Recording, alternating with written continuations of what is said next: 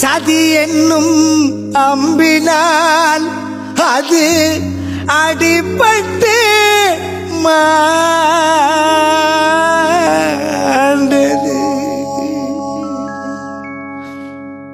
இறந்திடவா நீ பிறந்தாய் அன்பே நீ ஊருக்குள்ளே, உன் நண்பர்களை பிரிந்து சென்றாய் நீயும் மண்ணுக்குள்ளே. வாழ்ந்த கதை மறைவதில்லை நண்பர்கள் மனதினிலே, நீ ஆண்ட கதை அழிவதில்லை சென்னை மாநகரினிலே. நீ ஆண்ட கதை அழிவதில்லை சென்னை மாநகரினிலே. பிறந்திடவா நீ பிறந்தாய் அன்பே நீ ஊருக்குள்ளே, உன் நண்பர்களை பிரிந்து சென்றாய் நீயும் மண்ணுக்குள்ளே.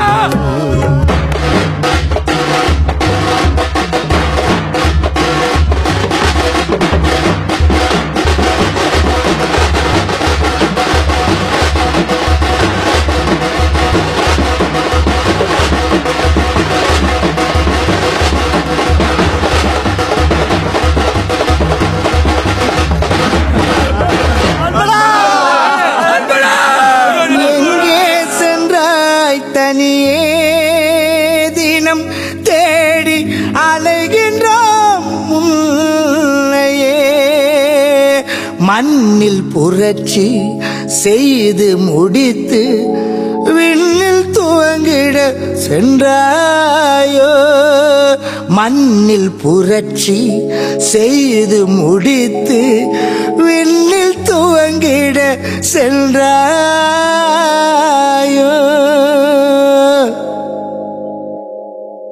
பிரிந்து விட்டு சென்றது ஏன் நீயோ தனிமையிலே, உன்னை இழந்து விட்டு அழுகின்றோம் நாங்கள் உரிமையிலே.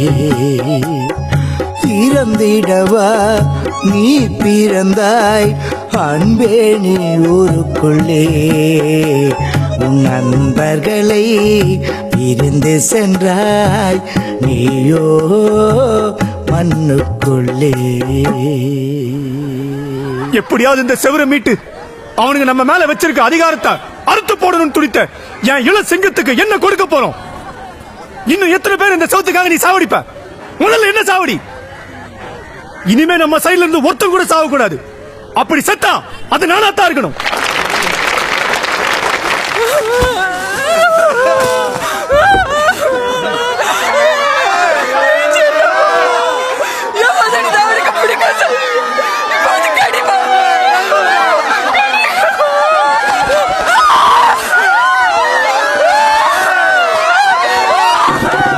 புரட்சி செய்ய புறப்பட்டதே அன்பே உன் பயணம். நீ புதுமை பல செய்வதற்குள் உனக்காயும் மரணம். இறந்திடவா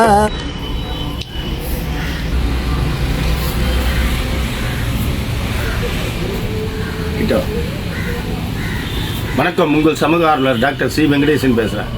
இப்போ பார்த்தீங்கன்னா சார், இப்போ நம்ம வந்து பாக்ஸிங் கிளாஸ் ஆரம்பித்து கிட்டத்தட்ட ஒரு மாதம் நெருங்க போகுது. இந்த டைமில் பார்த்தீங்கன்னா நம்மளுடைய ஸ்டூடெண்ட் ராகுல், அவன் வந்து எத்தனாவது படிக்கிறான் தம்பி? 5வது படிக்கிறான். அவனுடைய அப்பா வந்து ரொம்ப உடம்பு சரியில்லாமல் உடனே ஃபோன் பண்ணி ஒரு 2 நாட்கள் முன்பு எங்கள் சார்கிட்ட பேசுன்னு சொல்லிட்டு அவங்க அம்மா கிட்ட கொடுத்துட்றான்.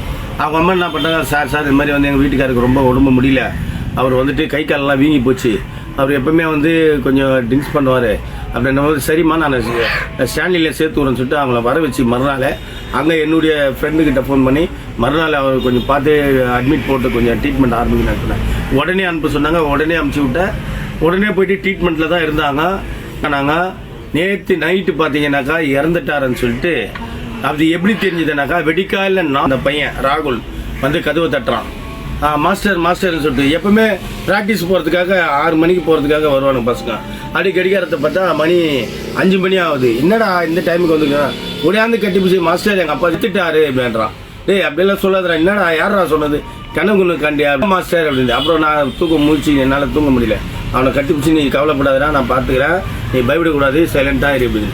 நான் பேசினே இருக்கும்போது டிராக்டர் ஒன்று வந்து ஸ்டார்ட் ஆகி வெளியே போகுது. டிராக்டர் என்னன்னாக்கா இந்த கட்டிட தொழிலாளர் அவங்க அப்பா டிராக்டர் ஓட்டிகிட்டு போவார். அந்த டிராக்டர் சவுண்டு கேட்டதுமே என்னை விட்டு ஓடி போய் வெளியே போய் பார்த்தான்.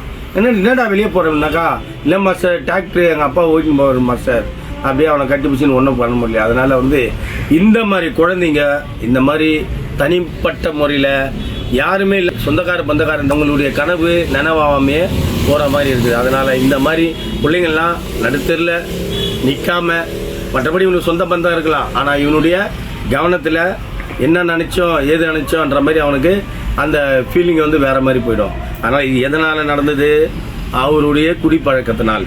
அவர் குடிக்காமல் இருந்தால் இந்த மாதிரி இந்த ராகுலுக்கு வந்து தகப்பனாரை இழந்த ஒரு சோகம் வந்திருக்காது.